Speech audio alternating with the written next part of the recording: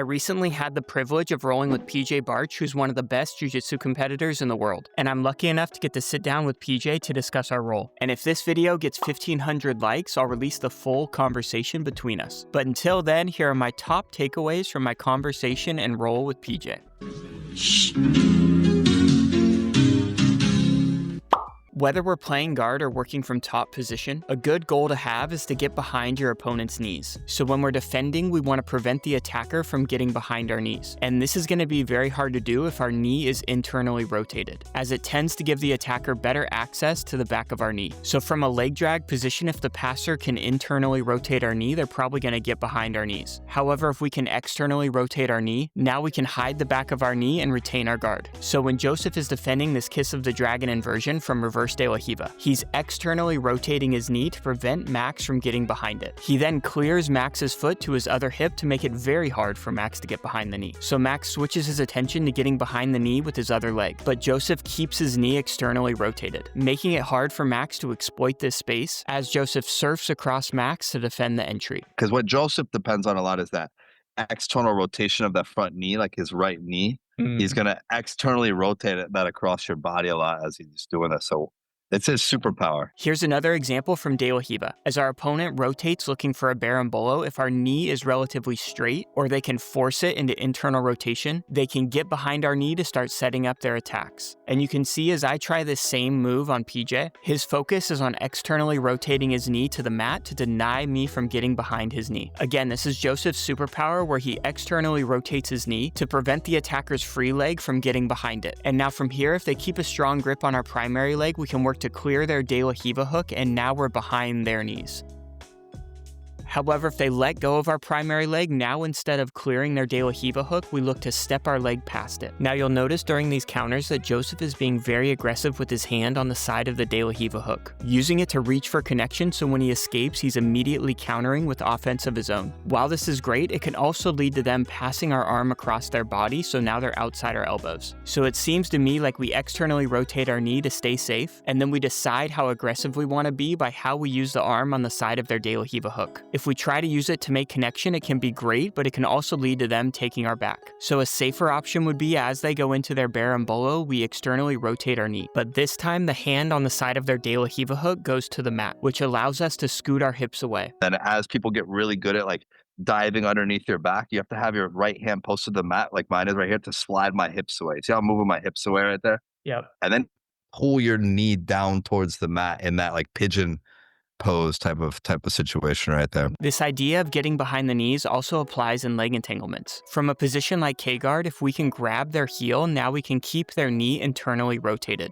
Now if he tries to turn back towards my head, he's actually like putting a lot of pressure on his own knee to do that, giving us the ability to get behind their knee. So when we're defending from positions like this, if they're turning away from the camera and we're turning towards the camera, I think it makes it easier for us to pummel in our secondary leg. But the downside is it makes it very hard for us to externally rotate our primary leg, which allows them to expose the back of our knee. Here we can see Taylor initially uses his hand to force the defender's knee into internal rotation. Taylor then works to cover the toes with his head before switching his grip from the knee down to the heel. Now the defender's knee is locked into that internal rotation, giving Taylor the ability to get behind the knee for the finish. So when we're defending from positions like this, we really should not be turning away from the attacker. After talking with PJ, I think a much more reliable strategy is to stay square with your hips, or even turn in the same direction they are as you fight to keep your knee externally rotated. If you're not turning your leg or like sitting to your left hip there, then you're allowing just a lot of access underneath, right?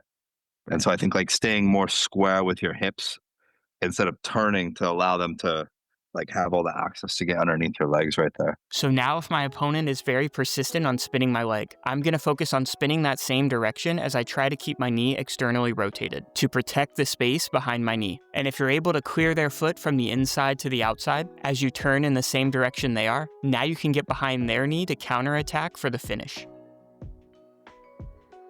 This theme of protecting the space behind your knees through externally rotating your own knee was my biggest takeaway from talking with PJ about our roll, and it also came up from positions like octopus guard as well as the wedge. Be sure to help get this video to 1,500 likes so you can check out our full conversation. But another huge takeaway I had from our roll was how to defend from this shallow X-guard position. Now, when defending from X-guard against an attacker who has an Achilles grip, if we have no control over their top hook, that leg is free to reap and attack an outside heel hook. However, if they're attacking from X-guard with a scoop grip, there's no longer the threat of the heel hook, and their primary attack is going to be to sweep us by wrestling up. But even if we're getting beat from this position, if we control their bottom leg, we control their heist leg, giving us the ability to win the battle of height. So when PJ's attacking from this shallow X-guard with a scoop grip, my focus is on grabbing his top leg, but it might make more sense for me to prioritize controlling his bottom leg. I think that's really cool to focus on the bottom leg when it's scoop grip like this, especially because like even if you're getting beat there really bad, the main thing I have is a wrestle up there, right? That would be kind of like the foundational thing I have is a wrestle up.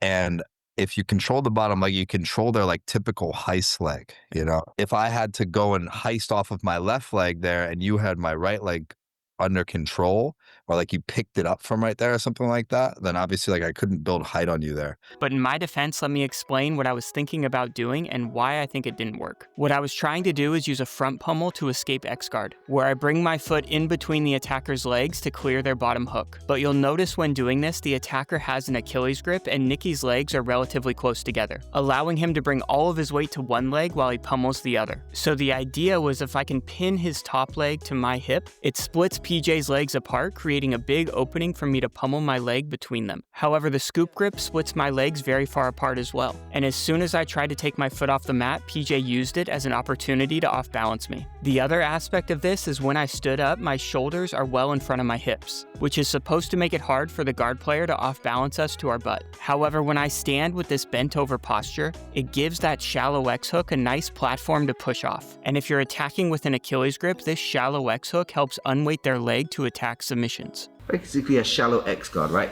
I don't really like to play with my leg across just because then I feel like it's hard to unweight this leg.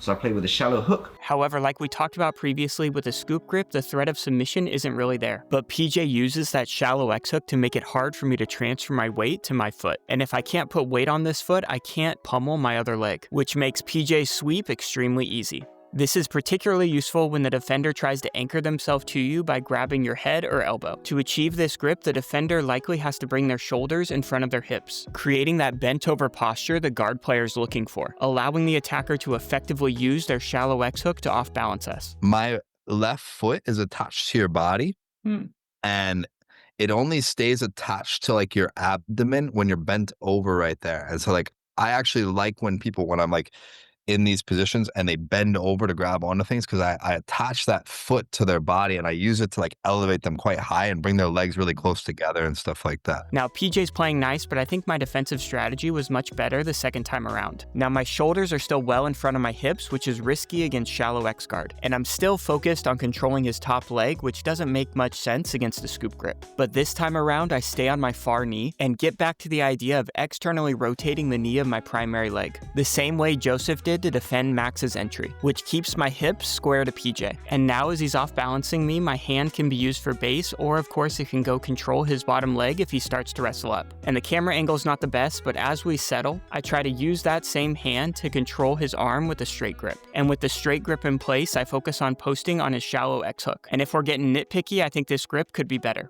And I'm gonna look to make my palm face away from my body and grab this shin. And now with a post on his butterfly hook and a straight grip on the other side, I'm able to start front stepping to untie the shallow X-guard. And that, my friends, is the end of the round. But if you're interested in seeing PJ and I discuss the entire roll, be sure to run this video up to 1,500 likes and keep an eye out for the full conversation between myself and PJ. And of course, if you're in the San Diego area, be sure to check out PJ's school, 10th Planet South Bay.